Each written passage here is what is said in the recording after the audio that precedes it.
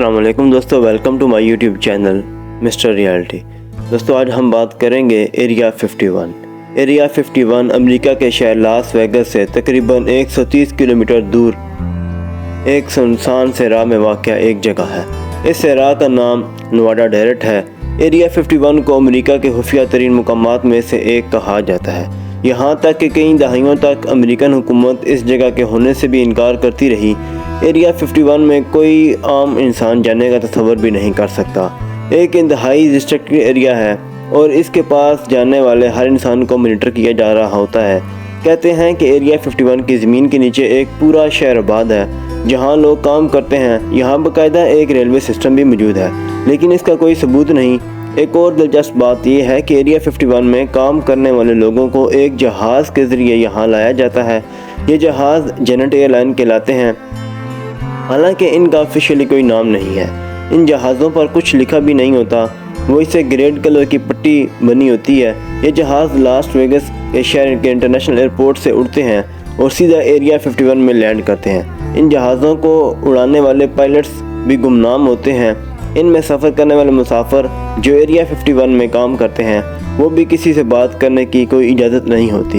इन लोगों को खुद भी नहीं पता कि ये एग्जैक्टली किस तरफ जा रहे होते हैं। एरिया 51 में मौजूद तमाम बिल्डिंग्स के शीशों के अंदर से बाहर भी नहीं देखा जा सकता।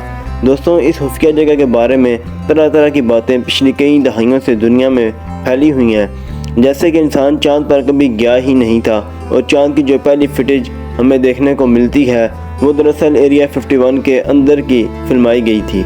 एक थ्योरी ये भी है कि यहाँ अमेरिकन हुकूमत टाइम मशीन बनाने पर काम करेगी, यानी जितने मुंह इतनी बातें हैं। लेकिन इससे बड़ी थ्योरी ये है कि एरिया 51 में एलियंस को रखा जाता है। इस थ्योरी के मुताबिक एरिया 51 में ज़मीन पर आने वाले एलियंस और उनके UFOs को पकड़ कर रखा जाता है और इन पर एक्सपेरिमेंट्स होते हैं। कई दहाइयों से एरिया की थ्योरी पर लोग यकीन कर रहे हैं। 1955 में बेशतर लोगों ने अपनी आंखों से एरिया 51 के आसपास UFOs को देखने का दावा किया था और कहा गया कि इन UFOs में बैठकर एलियन ज़मीन पर आते हैं। लेकिन क्या ये हकीकत थी? दोस्तों, सन 2013 से पहले अमेरिकन हुकूमत ने ऑफिशियली कभी भी एरिया 51 के मौजूद होने को तस्लीम ही नहीं किया था।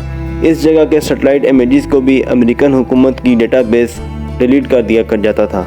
लेकिन ये बात अब कन्फर्म है कि एरिया 51 अमेरिका की एक मिलिट्री बेस है और ये CIA और अमेरिकन एयरफोर्स का एक टेस्टिंग एरिया है। इसको 1951 में खुफिया हथियार और खुफिया एयरक्राफ्ट वगैरह को बनाने और टेस्ट करने के लिए तामीर किया गया था।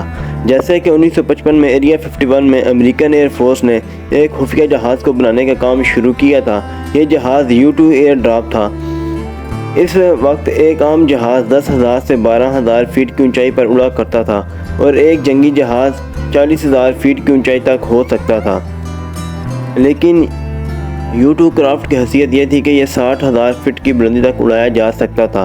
अमेरिकन एयरफोर्स के मुताबिक 1955 में जो लोग को देखने का दावा कर रहे थे वो दरअसल UFOs नहीं थे, बल्कि वही U-2 एयरक्राफ्ट थे। लेकिन इससे ज़्यादा लोगों को एरिया 51 के मुतालिक कुछ नहीं पता। आजकल यहाँ क्या हो रहा है ये कोई नहीं जानता।